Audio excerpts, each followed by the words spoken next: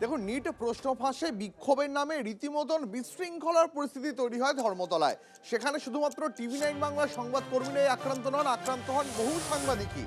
আর এই প্রেক্ষিতে যারা এই ধরনের গুন্ডামি চালিয়েছে তাদের বিরুদ্ধে কড়া ব্যবস্থা নিচ্ছে রাজ্য সরকার।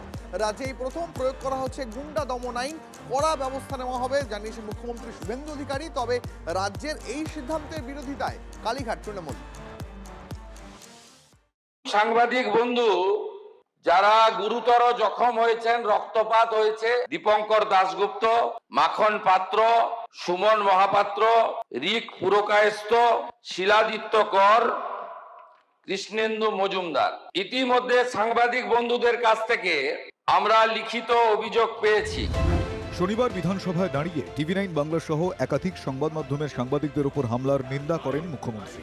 সেই সঙ্গে কড়া দাওয়াই তাঁর গলায়। মামলাগুলোতে গুন্ডা দমন আইনকে যুক্ত করা হয়েছে।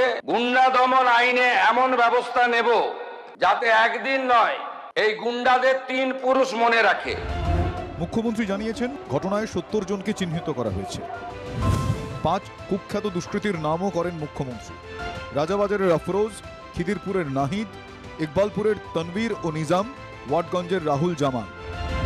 হামলাকারীদের উচিত শিক্ষা দিতে গুন্ডা দমন আইন প্রয়োগের বার্তা শুভেন্দু অধিকারী, কিন্তু তা পছন্দ হয়নি কালীঘাট তৃণমূলের। গুন্ডা দমন আইন কঠোর আইন,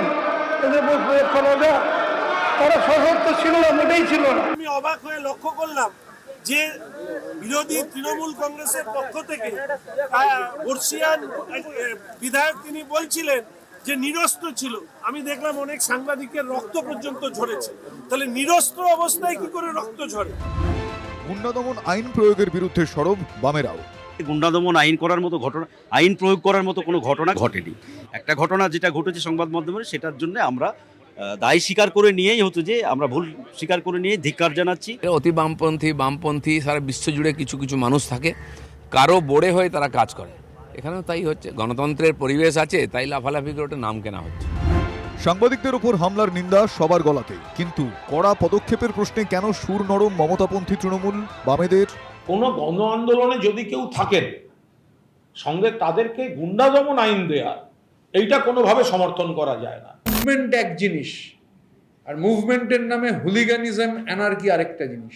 যারা এর সাথে যুক্ত একটাও না ছাড় পায়, কিন্তু নির্দোষ নিরহ ব্যক্তিরা কোনো রকম ভাবে না তাদেরকে জড়িয়ে দেওয়া হয়। যদি কাউকে সন্দেহ হয়, যদি কাউকে আইডেন্টিফাই করা হয়, পুলিশ ধরবে, কোর্টে প্রডিউস করবে। যেটুকু দেখার আমার সুযোগ হয়েছে, টার্গেট করে সংবাদ মাধ্যমকে মারা হয়েছে। গুন্ডা দমন আইন মানে যাদের আটক করা হয়েছে তারা, তাদের মধ্যে সকলেই দোষী কি দোষী নয় এটা জানার তো কোনো সুযোগ নেই। আন্দোলনের নামে হুলিগানদের জড়ো করে মনে করবেন যা খুশি করা যাবে, এটা হয় না।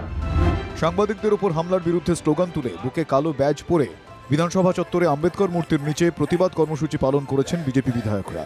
তাদের বার্তা স্পষ্ট, গুন্ডাদের প্রশ্রয় দেওয়ার প্রশ্নই নেই, কড়া পদক্ষেপ কেউ রুখতে পারবে না। Bureau report, TV9 Bangla.